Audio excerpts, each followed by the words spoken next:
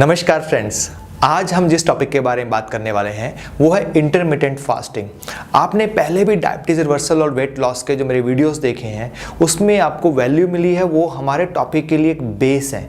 जो आज का टॉपिक है वो एक स्पेशलाइज्ड स्पेसिफिक टॉपिक है और intermittent fasting for the beginners, जो लोग शुरू करना चाहते हैं, जिन लोगों को पता ही नहीं है फास्टिंग का साइंस क्या है, फास्टिंग किस तरह से काम करती है, किस तरह से फास्टिंग से हम डायबिटीज़ को रिवर्स कर सकते हैं, कैसे फास्टिंग हमारे लिए हेल्दी होती है और कौन कौन से मिथ्स हैं या वहम हैं जो फैले हुए हैं साइंस के अंदर, व्हाट्सएप यूनिवर्सिटी के अंदर, फेसबुक के अंदर, अलग अलग जगह पे ये हेल्दी नहीं है, ये इस तरह से काम करता है। उन सारी मिथ्स को मैं तोड़ने वाला हूं। अगर आपके आसपास के लोग मेडिसिन ले लेके थक चुके हैं लेकिन उनकी डायबिटीज के अंदर कोई भी फर्क नहीं है, आप अपना वेट लॉस करना चाहते हैं, तो आज का ये टॉपिक अंत तक देखिएगा और इसको ध्यान से सुनिएगा और जो पॉइंट्स होंगे उनको नोट कर लीजिएगा। और मैं जहां जो भी बात करूंगा वो साइंटिफिक करूंगा, ओनली साइंस, नो बकवास। ये जो मैं बात करने वाला हूं ये हो सकता है इसके लिए ज़्यादा वीडियो लगे, तो आज का टॉपिक हम पार्ट 1 रखते हैं। हम इसके ऊपर जैसे जैसे आपकी क्यूरियोसिटी आएगी, आपके क्वेश्चंस आएंगे, हम और पार्ट्स बनाते रहेंगे। फीमेल्स के ऊपर इंटरमिटेंट फास्टिंग का क्या असर पड़ता है, किनको इंटरमिटेंट फास्टिंग करनी चाहिए, नहीं करनी चाहिए, इसके साइड इफेक्ट क्या है, डायबिटीज़ कैसे रिवर्स होती है, इसकी साइंस क्या है, कैसे हमारा वेट कम होता है, इन सारे क्वेश्चंस के आंसर हम कवर करने की कोशिश करेंगे। जैसे कि हर एक वीडियो में मैं आपसे एक क्विज पूछता हूँ, क्वेश्चन पूछता हूँ जानने के लिए आपको फूड के बारे में, डायबिटीज़ के बारे में, वेट लॉस के बारे में, हेल्थ के बारे में कितनी नॉलेज है। तो आज का ये क्वेश्चन है, वेट लॉस और डायबिटीज़ रिवर्सल के लिए सबसे best type of intermittent fasting कौन सी होती है? 12-12 जिसको हम बोलते हैं सर्केडियन रिदम डाइट, या फिर 16-8 जिसको हम बोलते हैं टाइम रिस्ट्रेन डाइट, या फिर 5-2 डाइट, 5 दिन खाना खाया 2 दिन नहीं खाना खाया, या फिर वॉरियर डाइट या वॉरियर इंटरमिटेंट फास्टिंग। तो इनमें से कौन सी डाइट है जो वेट लॉस के लिए, लाइफस्टाइल के लिए, हेल्थ के लिए और डायबिटीज रिवर्सल के लिए बेस्ट है? तो विदाउट वेस्टिंग एनी टाइम हम शुरू करते हैं। बहुत सारे लोग ये सोचते हैं जब हम खाना नहीं खा रहे होते हैं तो हमारी बॉडी स्टार्व करती है, भूखी रह जाती है, उस बेचारी को न्यूट्रिएंट्स नहीं मिलते हैं।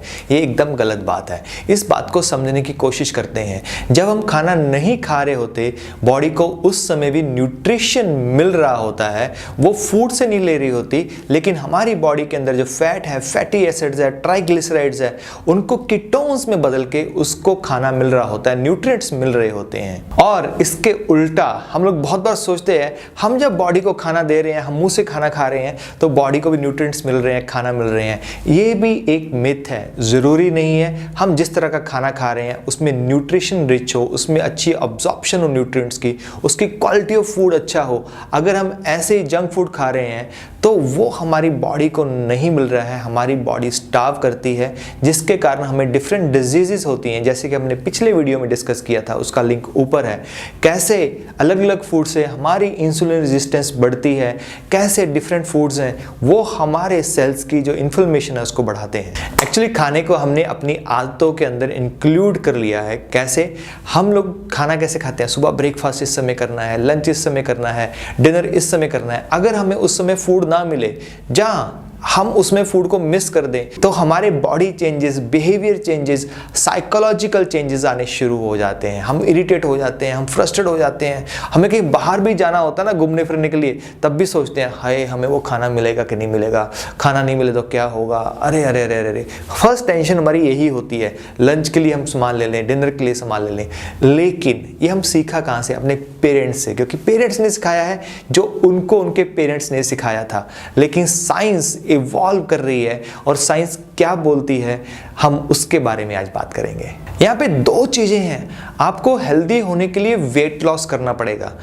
मैं उल्टा बोलता हूँ, आप हेल्दी हो जाइए, वेट लॉस अपने आप हो जाएगा। वेट लॉस के बारे में बहुत सारे मिथ्स हैं। बहुत सारे लोग होते हैं, बहुत कोई फैब डाइट खा के, ये डाइट खा के, अटिक्सन डाइट खा के, ये वाली डाइट खा के अपना वेट तो बहुत जल्दी कई बार लूज कर देते हैं कि फैमिली में कोई फंक्शन आया, कोई मैरिज आई या शादी हो रही है किसी की, तो एकदम से 10-15 किलो लूज कर दिया। लेकिन होता क्या है, बहुत ही डेंजरस है ये।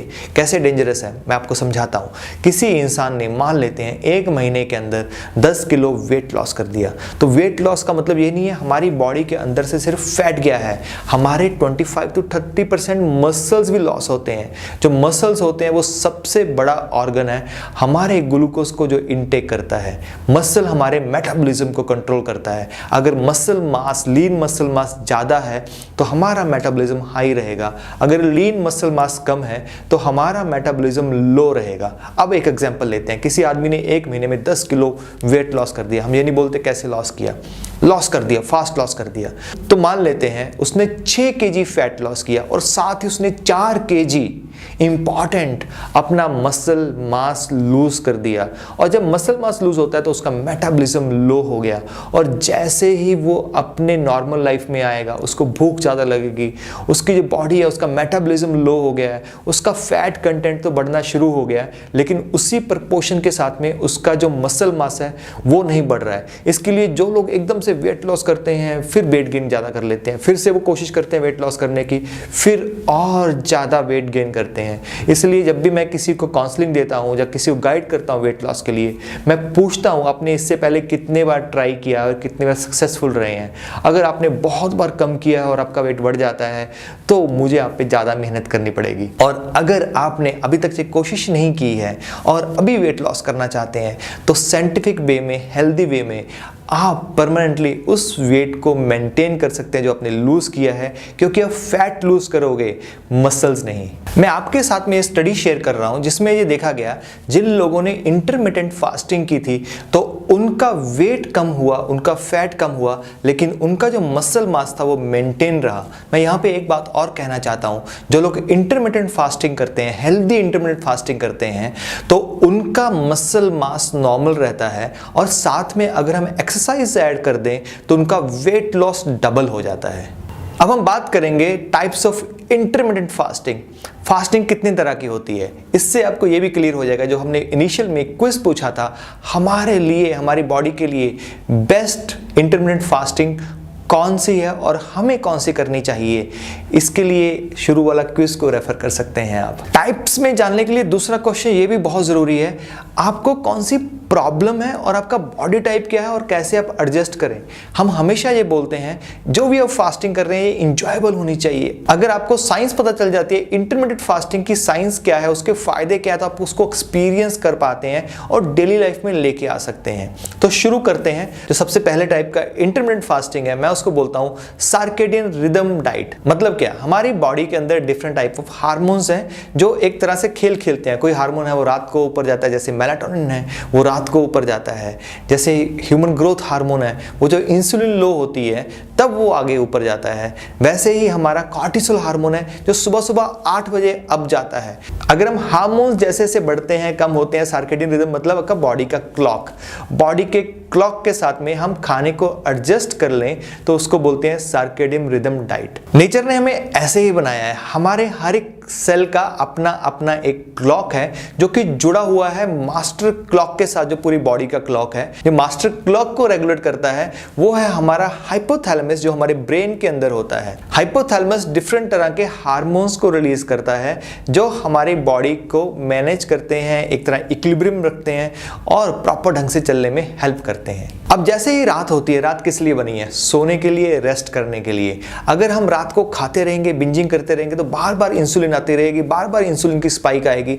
आप जैसे भी खाते हैं, चाहे आप पॉपकॉर्न खा रहे हो, चाहे वो चिप्स खा रहे हो, आपको लगता है पॉपकॉर्न में क्या है, कोई कैलोरी नहीं है। लेकिन हमारे पेनक्रियास को क्या लगता है, हमारे डाइजेस्टिव सिस्टम को लगता है अरे कुछ खाने का आया है, कुछ खा लूँ मैं, अपना एक्शन ले। तुरंत इंसुलिन सिक्रीट होती है और उससे इंसुलिन जितनी ज़्यादा सिक्रीट होगी उतनी ज़्यादा इंसुलिन रेजिस्टेंस आएगी।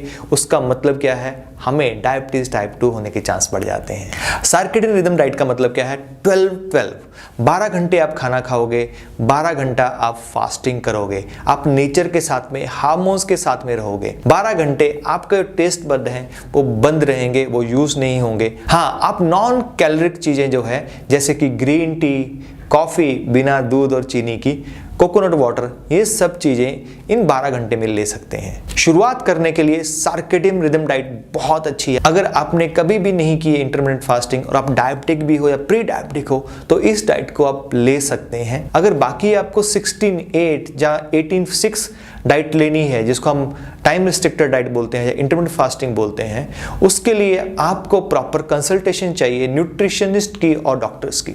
दूसरी टाइप का जो इंटरमिटेंट फास्टिंग है उसको बोलते हैं टाइम रिस्ट्रिक्टेड डाइट। एक समय पे, जिसको हम फूड विंडो बोलते हैं, तब आप खाना खाते हो, बाकी टाइम आप खाना नहीं खाते हो।